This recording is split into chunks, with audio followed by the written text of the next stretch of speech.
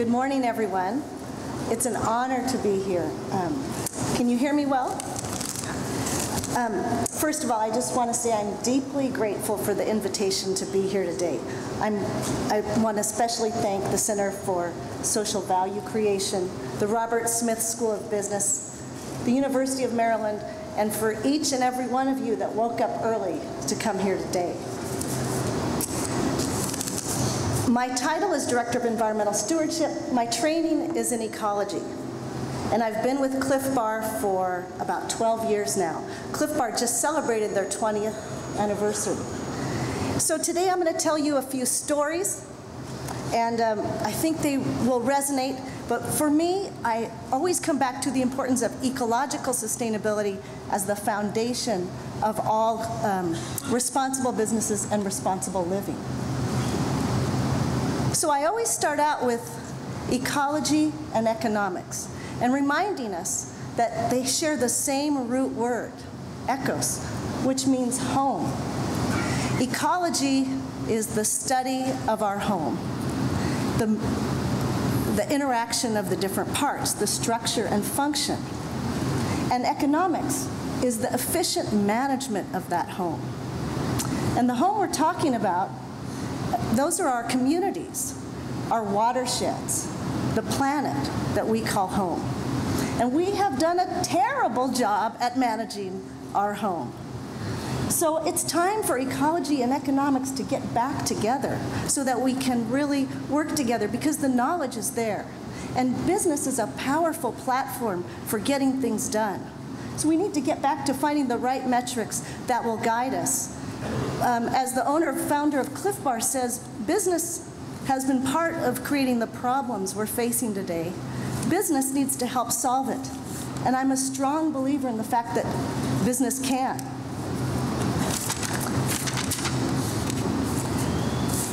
One of the things I want to mention is what are some of the indicators that we have right now that we've done a poor job at managing our air, water, seeds, soil, oceans, and forests, the resources we depend on for life. There's some very simple indicators. One, we have 80,000 different man-made chemicals that we have released to the environment over the past several decades, and only a fraction of those have been tested for their impacts on people's health. Of the 3,000 high-volume chemicals that are released to our environment, only half of those have been tested, and not tested fully for their impact on our endocrine systems, for the interactions that happen in our bodies and in the environment. We now know from research that babies are born pre-polluted.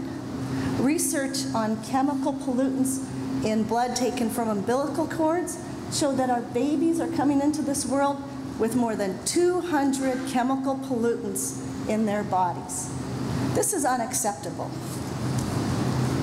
In our oceans, we have islands of plastic trash the size of Texas.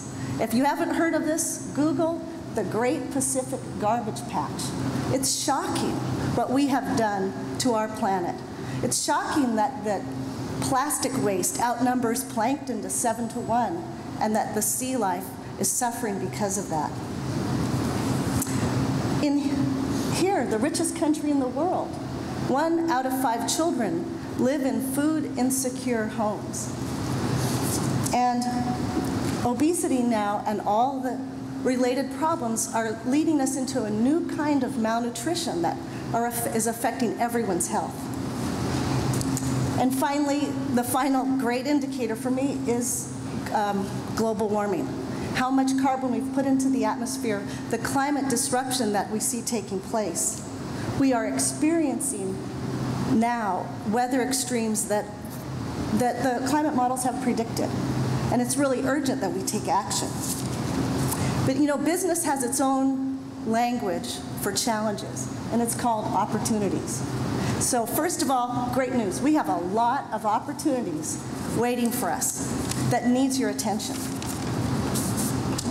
So I'm going to tell you the story of Clif Bar. It's an entrepreneurial story. This is a little bit about our company. We are a family and now employee-owned company, 335 employees. We're based in Emeryville, California, just near Berkeley. We now have 17 different brands. Clif Bar was the founding brand.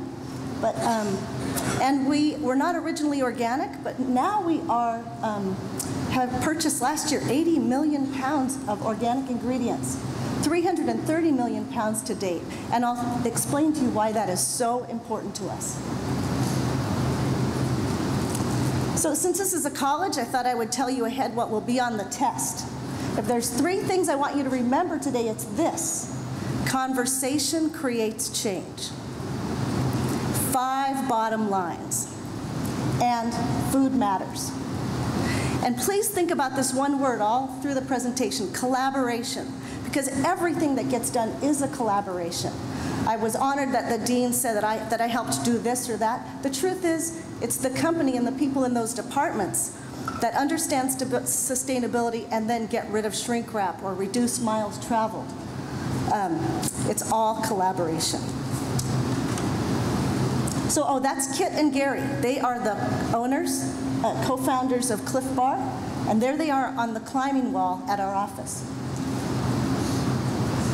And this, I want to tell 2 stories here on conversation creates change. This is Gary and his father, Clif. If you could read this out, I don't know if you can. This is an authentic story. You know, the kind of story you hear your own parents say, "When are you going to get a real job?" And those were real conversations Clif had with Gary. And then he said, and then he named Clif Bar after me. Clif Bar started in 1990. Gary is an athlete. He was on a 170-mile bike ride with his best friend Jay. That's how they have fun. And in that time, this is before Clif Bar was started, but Gary started a small bakery. He studied business, but he wanted to bake the Greek pastries that his grandmother had always made for their family. And he said, I want to start Callie's Bakery. And at that time, while he was cycling with Jay, and he continued all his athletic endeavors, they were on this bike trip, and the only energy bar available at that time was Power Bar. And Gary, I think, said over that 170 miles, I think that he had 6 Power Bars. You know, you hardly ever stop cycling, and you need all those calories and energy. And he had his epiphany. He said, you know, I think I can make an energy bar that's made with natural whole grains, fruits, and something he'd want to eat 6 of on a trip. So he came back and he went to his mother and said, I have this idea for an alternative energy bar. And she said, come on into my kitchen, Gary. Let's get my oatmeal cookie recipe. And so this is really a story of, you know, grassroots in the kitchen business. If you have the oatmeal cookie flavor on your chair, that was in honor of Gary's mother, Mary, and that first recipe. And they took 3 months, and they came up with Clif Bar. And they started taking it to the kind of athletes that Gary hung out with, climbers and mountaineers and backpackers and skiers. And they said, try this. What do you think of it? And it grew. Without taking on any debt, Gary's still living in a garage, he started Clif Bar. And in 1992, Clif Bar became an official company. And over that time, it grew and grew and grew with sort of grassroots knowledge, people finding out about it, and the demand grew Clif Bar. In fact, in 2000, when a lot of natural and food companies, smaller companies, were being bought by larger corporations, Clif Bar got the attention of one particular large corporation. And that year, Nestle bought out Power Bar, and Kraft bought out Balance Bar. And now the only 2 competitors on the market were bought by the 2 biggest food companies in the world. And everyone said, Gary, I don't know if you're going to make it. And he had a partner at that time, not his wife, but a business partner who wasn't sure they could make it, and she wanted out of the business. So this tension was there. Gary wasn't sure he wanted out, but now there was an offer on the table of $120 million to buy Clif Bar. That's really hard to walk away from. And if you don't have the money to buy out your partner, what do you do? So it got right up to the last minute. The contract was on the table, and Gary said, I needed to take a walk. And he took a walk around the block that day, And it came to him, I don't have to sell. He came back to the lawyers and said, go home, I'm not selling Clif Bar. And they said, they thought he was bluffing. Oh, do you need more money? No, I'm really not selling. And he took the next 3 months to figure out a way to get financing to buy out his partner. And he did, and we are all very grateful that he did. So in 2000, he started, when he got that sole control of the company, he said, I'm going to start running the company the way I've always wanted to run it. I'm going to run the kind of company I'd like to work for. And later that year, we started the sustainability program. And that's where the second story comes in that I want to tell you. So Gary and I met 15 years earlier in college. We were both students at Cal Poly. He was a business major, and I was a student of crop science. And we met in a student organization working on world hunger issues. And we started a conversation. Really, it was about sustainability. But at that time, we didn't use that word, sustainability. We talked about the fact that it seemed that what he was learning in business seemed to exploit people and natural resources for short-term profit. And I felt what I was learning in agriculture, that we would be applying chemicals and treating the land in a way to maximize yield, but harmed the long-term health of the farming system. And we began this conversation that went on for the next 15 years. Gary went on to start Clif Bar, and I went on to work in some research and education activities in Mexico and Peru, and later in Indonesia. So I was following my dream of interested in grassroots tropical farming and the ecological logic behind it. And Gary was following his dream of starting this alternative food company. So when he got control of Clif Bar, he called me later that year. By that time, we moved back to the US, and he said, why don't you come to work for me? Let's do what we always talked about. Let's take Clif Bar organic. And so that's where I want to say these stories have so much to do. They were rooted in conversations that took place years earlier. I really believe that conversation creates change. It plants the first seed for real visionary work to happen, because you can't see, you can't do what you can't imagine. So we're now 20 years old. And in 2010, the owners, Kit and Gary, gave back 20% of the company to the employees, so we're also employee stock ownership company. When I came on and Gary said, let's take Clif Bar organic, I had my own epiphany. I had gone back to school and studied ecosystem ecology. And I was, that means you study a lot about energy, the foundation of how our planet works, the carbon issues. And when I learned that 17% of the energy in our country's economy is related to the food system, I realized that that needed to be, addressing energy and climate needed to be a foundational part of a sustainability program, a holistic systems approach to sustainability, that organic would be part of, but that we would need a sustainability program that looked at everything we did from the field to the final product. On this slide up here, I just want you to realize that of that huge portion of energy in our economy that goes to the food system, about 20% of that is on-farm energy use, half of that in the form of agricultural chemicals, embedded energy. About 40% of that energy in the food system goes to packaging and processing, and the other 40% to transport, storage, and preparation. And overall, about 1/3 of global greenhouse gases are related to agriculture. So again, here's a really powerful opportunity for business to be part of a positive change because of the huge impact we have on climate. So again, a conversation. Gary and I talked about this. And I said, you know, we need something bigger than organic. We need a sustainability program that looks at, you know, triple bottom line. And I was approaching it from an ecology perspective, thinking about people's health, people and the environment. And then Gary came back and said, you know, for me, real sustainability starts with financial control of your company. If you sell your company and you no longer have financial control, you can't do any of the other areas of sustainability that are so key. And he came up with this model of we call it our 5 aspiration business model. It expands the triple bottom line to include business, retaining that financial control of your company and investing for the long term. And brand. You know, when you see this here, you see our Clif Bar brand, and you want to trust this brand that there's quality and integrity and authenticity in this brand. And that's a trust we have with the public. So we also saw that it's really important to maintain that trust, sustain that.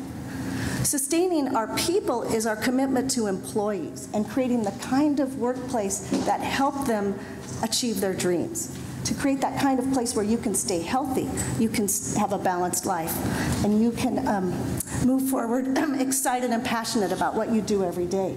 It also means being able to bring your dog to work. And then community, we have a community program to give back to our communities, local and global. And the aspiration that I lead is the planet aspiration. And our mission is to reduce our ecological footprint and, as I said, take a systems approach to reducing our impact. So here's some pictures of what that looks like. We have a truck at the top thinking about our business operations. How do we keep our business profitable with all the things we have to do to make, package, ship food? We have a team up here. Clif Bar is known among athletes. And we not only protect the brand integrity of our products, but also of the programs that we support. That's the Luna Chicks bicycling team, mountain biking team. #1 mountain biking team in the world. And these, I'll talk about this a little bit later, the Luna Chicks are racing for other things beyond the bottom line. Here's our newest product, Kits Organic. And down below you'll see our mobile marketing tour from about 8 years ago when we first started to really strengthen our climate program. They said, well, how can our marketing tour be aligned with our climate program? So they created a climate neutral marketing tour that ran on biodiesel, and wherever they gave Clif Bars out around the country, they also educated people on climate change. There's those 2 dogs. They work in supply chain. They're in our office every day. We have about 15 dogs that are in our headquarters, and they really keep life light for us. There's a group there helping to build a greenhouse at an urban farm in a low-income community. We have twice a year all company-wide community service days where we go out and put 300 people to work to get something significant done for the community. And then you'll see an organic farmer. And organic farming is the foundation of our sustainability program, and I'll talk about that a little more. So I want to talk about these 5 aspirations and how we work to bring those to life. That is our platform for sustainability. I mentioned that sustaining the business is committed to investing in the long term and being able to invest in all the other things we value. But we have a different approach to marketing that I'd like to talk about. #1 is that we create products that people really want and really need. This came out of Gary's felt need as an athlete. And after Clif Bar was out for a few years, women wrote to us and said, can you create something for women, something that has less calories, more calcium, higher protein? And out of those requests, we developed Luna Bar. Luna Bar, from the beginning, we partnered with the Breast Cancer Fund. Breast Cancer Fund is the only leading organization working on identifying and eliminating the environmental causes of breast cancer.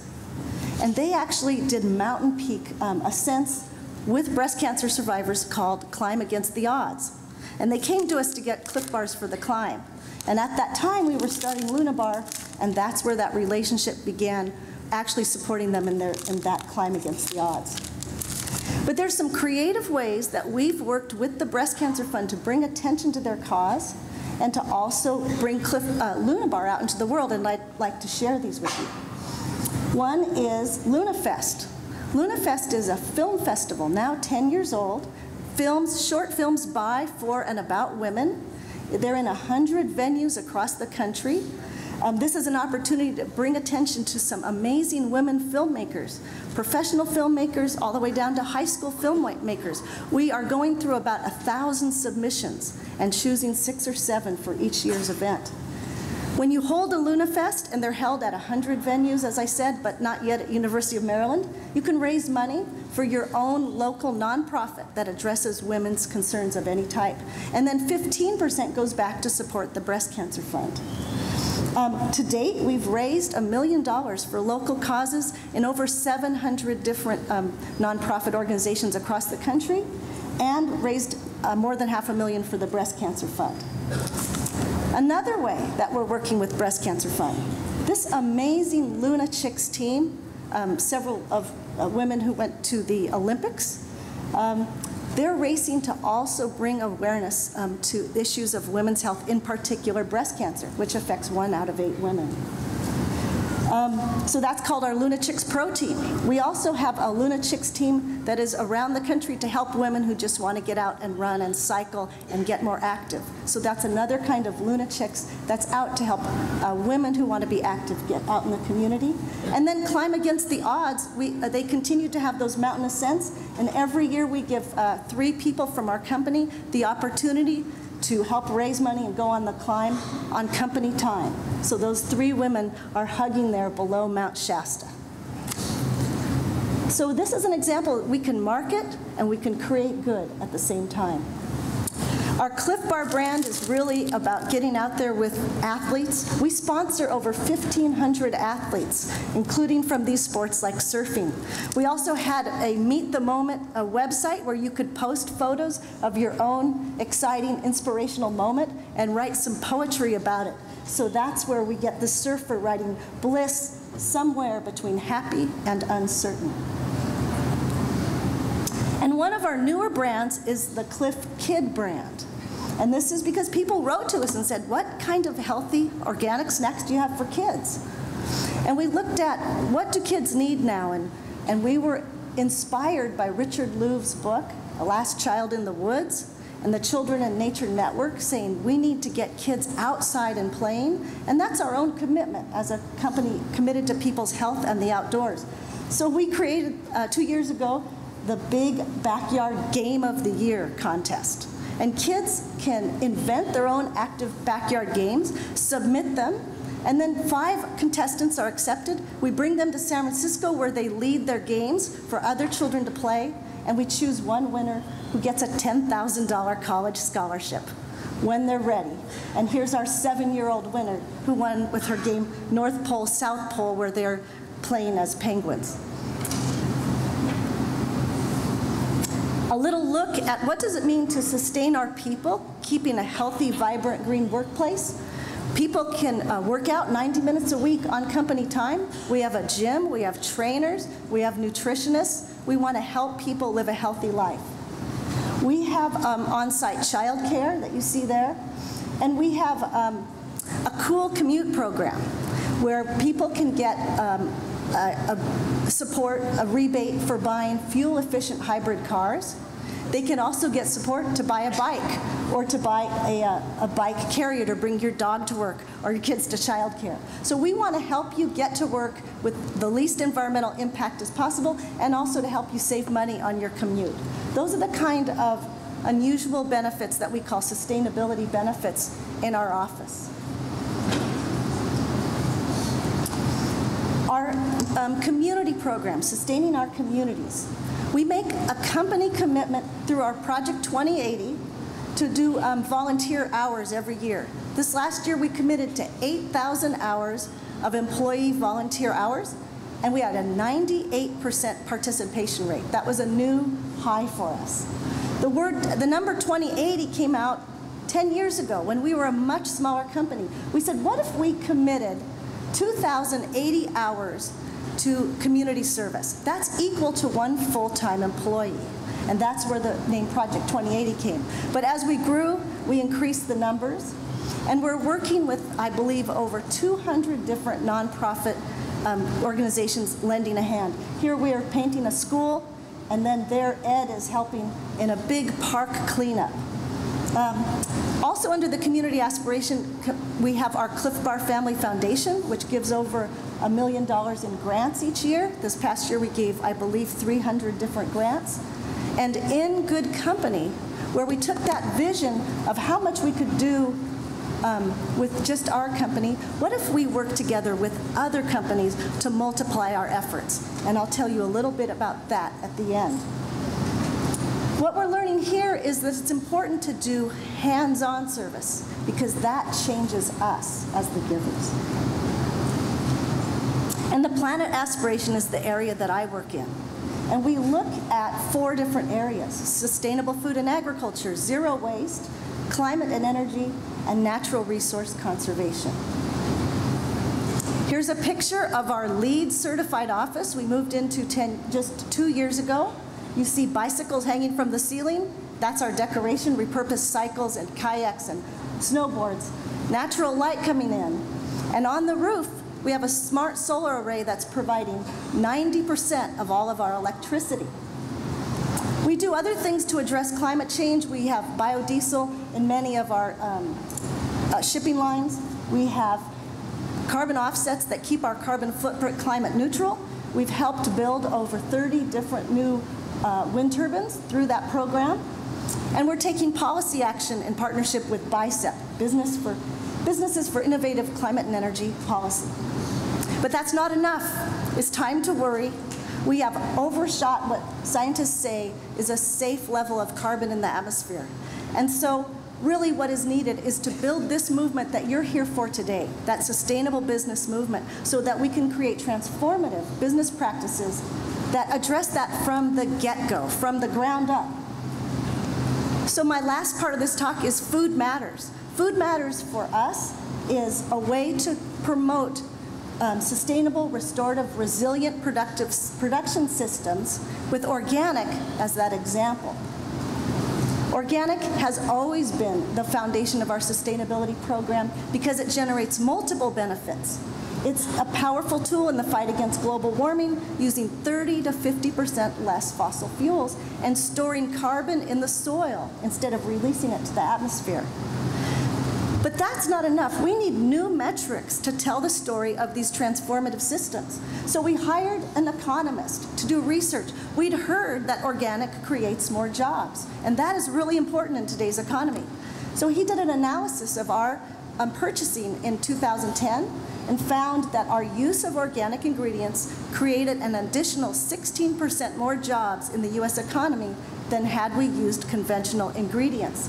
And those jobs are being created across the supply chain and value chain. More jobs at the farm level, more jobs following the chain of custody and integrity of our ingredients throughout the supply chain, and more jobs at the retail level. We're also starting to measure the other benefit that people buy organic for, and that's chemicals avoided. We found that we've avoided the use of more than 6 million pounds of chemical fertilizers and 30,000 pounds of pesticide active ingredient with our use of organic in the past 10 years. Why does that matter? It matters because so much of those agricultural chemicals end up in our waterways, in our air, and eventually in our bodies. Food is the primary pathway for pesticide exposure. It's a key pathway for pesticide exposure. The good news is that they found with studies on children, switching to organic food in just 1 week reduces the amount of pesticide residues in people's bloodstream by, I believe, 90%. The change is immediate. And lastly, it's critical that we look at farming systems that prepare us for the future. We are in this new era where we need more resilient systems that can respond to drought, that can resist intense climatic events. This is a farm I went to in Dominican Republic. These are cacao trees, organically managed, and the water coming off this steep hillside is completely clear. Normally, we would see tremendous erosion. So the resiliency piece of organic is absolutely critical to our future. What's next? We're finding that organic seed for organic production is a barrier, so our foundation has launched a significant program called Seed Matters. Right now, only 5 companies control 60% of the world's seed supply. That puts us at great risk. So we're working to start that, solve that at the grassroots level. So what do we learn from this? For us, organic is the foundation of our sustainability program.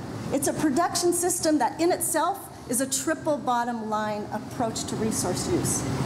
It is one solution that provides multiple, addresses multiple problems in the economy, environment, and health. And it's an opportunity for all of us to take action 3 times a day by being more thoughtful about the food choices we make. So I want to end again with conversation creates change. These changes I talk about come out of collaboration and conversation. And I know you've heard this before, but I always want to remind people that never doubt that a small group of thoughtful, committed citizens can change the world. Indeed, it's the only thing that ever has.